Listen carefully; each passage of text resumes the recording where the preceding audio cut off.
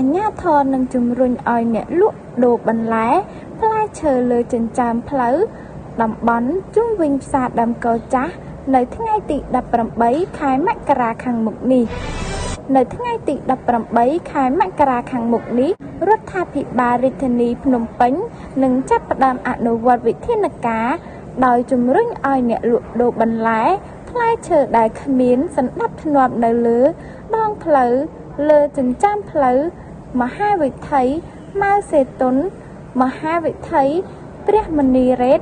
និងផ្លូវនានានៅតំបន់ជុំវិញផ្សារដើមគរចាស់ក្នុងខណ្ឌទួលគោកខណ្ឌបឹងកេងកងឲ្យទៅលក់ដូរនៅទីតាំងផ្សារដើមគរថ្មីស្ថិតនៅតាមបណ្ដោយមហាវិថីឈ្នះក្នុងខណ្ឌព្រែកភ្នៅគឺមិនអនុញ្ញាតឲ្យអ្នកលក់ដូរគ្មានសណ្ដាប់ធ្នាប់នៅលើដងផ្លូវនិងលើចិញ្ចើមផ្លូវនេះតទៀតទេក្នុងកិច្ចប្រជុំ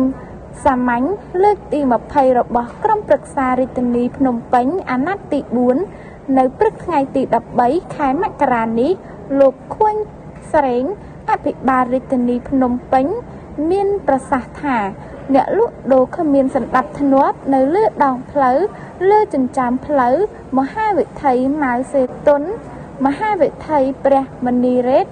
និងផ្លូវនានានៅតំបន់ជុំវិញផ្សារដើមគរមានចំនួនជាង700អាជីវកម្ម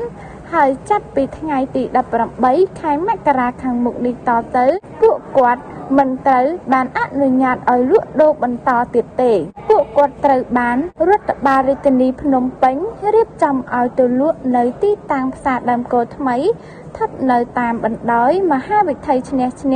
ក្នុងខណ្ឌព្រែកភ្នៅរដ្ឋបាលរាជធានីភ្នំពេញនឹងយកទ្រូងនិងចិញ្ចើមផ្លូវទាំងនេះមកជួសជុលថែទាំដើម្បីឲ្យប្រជាពលរដ្ឋ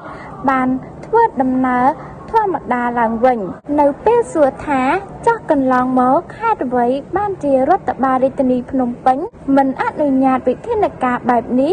លោកខួនស្រេងបញ្ជាក់យ៉ាងដូចនេះថាដោយសារពីមុនយើងមិនទាន់មានទីតាំងសម្រាប់ពួកគាត់លក់ដូរតែពេលនេះយើងមានទីតាំងសម្រាប់ពួកគាត់ហើយទើបយើងឲ្យពួកគាត់ចាក់ចេញពីលើទ្រូងនិងចិញ្ចើមផ្លូវទាំងនេះចំពោះបងប្អូនដែលផ្លាស់ទីតាំងថ្មីនេះបងប្អូននឹងមានទីតាំងលក់ដូរត្រឹមត្រូវនៅថ្ងៃអនាគតព្រមទាំងទទួលបានអត្ថប្រយោជន៍ច្រើនថែមទៀតផងគួរឲ្យដឹងថាអ្នកលក់ដូរបន្លែផ្លែឈើគ្មានសណ្ដាប់ធ្នាប់នៅលើដងផ្លូវលើចិញ្ចើមផ្លូវនៃមហាវិថីម៉ៅសេតុនមហាវិថី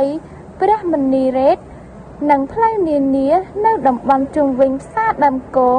នឹងត្រូវផ្លាស់ប្ដូរទៅទីតាំងផ្សារដើមគរថ្មីស្ថិតនៅតាមបណ្ដោយមហាវិថីឈ្នះក្នុងខណ្ឌព្រែកភ្នៅហើយចំពោះដំណឹងកន្លងមកផ្សព្វផ្សាយព័ត៌មានថាផ្សារដើមគរចាស់ត្រូវផ្លាស់ប្ដូរទីតាំងថ្មីគឺជាព័ត៌មានមិនពិតនោះទេ